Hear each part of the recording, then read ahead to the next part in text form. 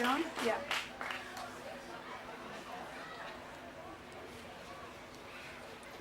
There's nothing wrong with your body, but there's a lot wrong with the messages which try to convince you otherwise. Ray Smith. When I was still a little girl, I lived in a beautiful house and I had the best friends ever. I had rosy cheeks and I was healthy. Healthy in a way that you didn't want to call me chubby, so you just called me healthy. At that time, I wasn't really thinking about it. No one was. But when I got to the age of 11, I started to see myself a bit differently to how others saw me. I started to notice my stomach. It was always in a way when I sat down. I started to notice the fat on my arms, my legs, my face, and my back. I was fat.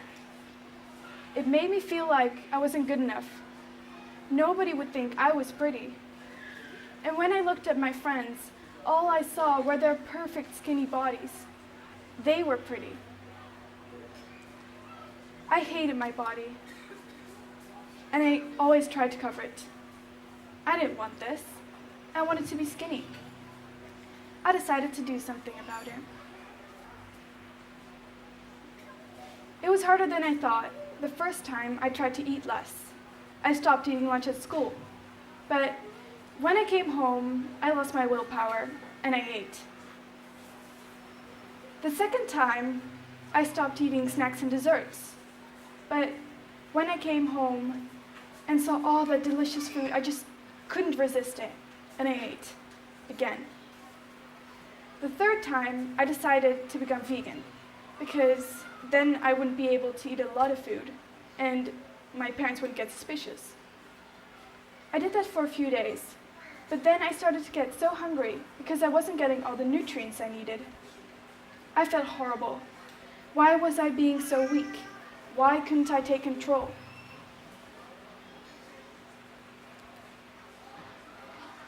As humans, we lose control all the time. We lose control on a daily basis. Things happen and we have to let them. And let's face it, it isn't easy to accept ourselves and be confident with who we are and how we look, right? Like many people striving to be skinny, the only thing that I felt I could fully control was my food intake. These same people think I binge eat because I have no willpower. Well, that's not true, because when we diet, skip meals, or just don't eat enough, our bodies will scream for food, because all they want to do is survive.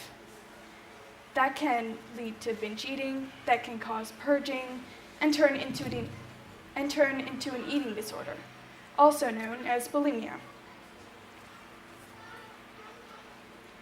The relationships we have with people are very similar to the relationship we have with food. Just like we have expectations of people, we can also expect a lot from food, to comfort us, to nourish us, as well as to give us excitement. We all have some kind of relationship with food. Take a moment to consider yours.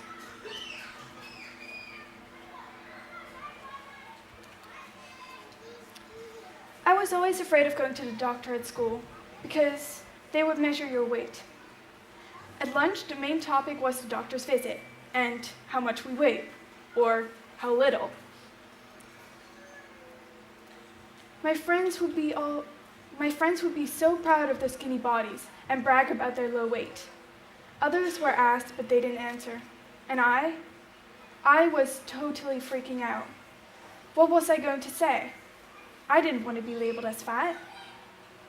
I was so ashamed of my body, so I lied.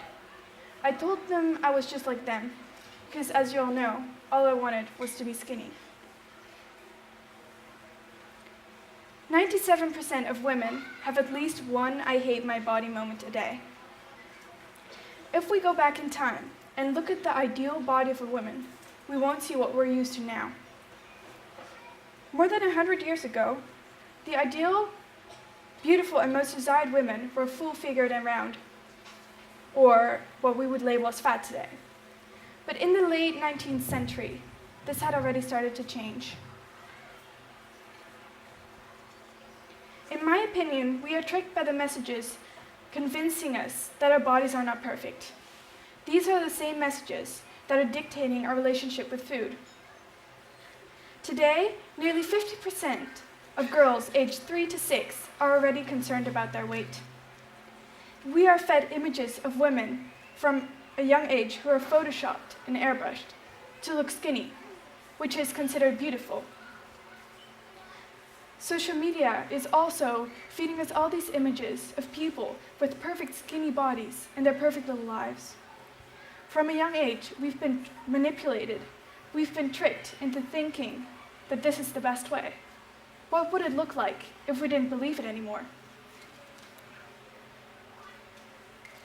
In parts of the world where food is regularly in short supply, there isn't even much desire for stick-thin women, because that would mean that they are poor and can't afford to buy enough food. In Western countries, it's the exact opposite.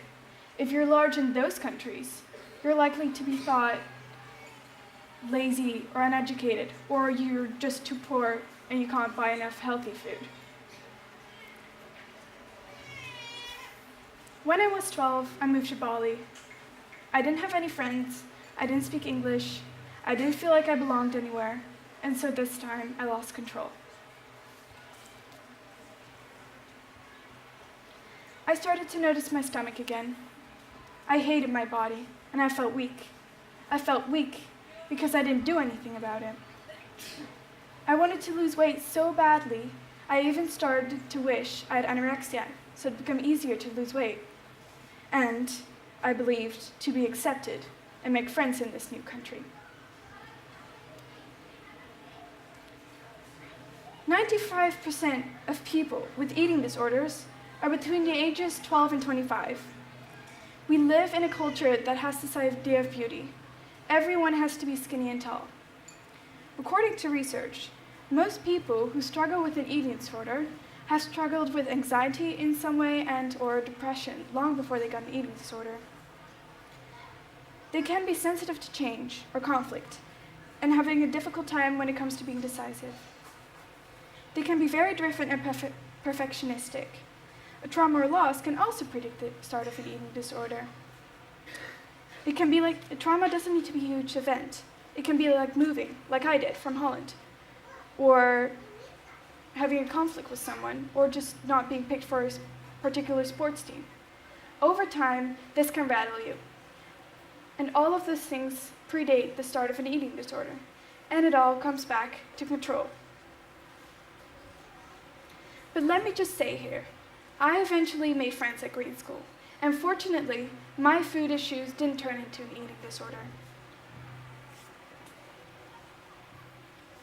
People my age kept on talking about their bodies and fat that wasn't even there. This infuriating topic that everyone got obsessed about became my obsession, and trying to understand it became my quest. There's this funny thing most girls do. We want people to give us compliments. And sometimes we go way too far to get them, saying that we're fat while we're really skinny. The way the media has fed us this ideal, and then these girls need compliments to affirm that they're as skinny as they're meant to be. It seems like that is getting out of control. These are some American-based facts. Close to 90% of women disapprove of their body. Over 98% of people who lose weight get it back within 2 years. And 81% of 10-year-old girls experience a fear of being fat. Most people made a project for their quest, something to hold or a website or dance. But for me, finding my quest was already a project in itself. Because what I didn't realize is that this project brought to the surface parts of me that I had not yet been honest with myself about. One of the things I have managed to do is to persuade the girls around me to stop bringing this subject up all the time. I've also been journaling almost every day. I enjoy the practice of art. I paint with purpose. It creates clarity for me. I know I'm not perfect, and I don't think my body's amazing, but I'm now in a better place, and I've learned to accept my body as it is now. for the people who find themselves in similar situations. Talk about it, write about it, draw about it. These are the activities that kept me honest with myself and became the journey of my quest. Thank you.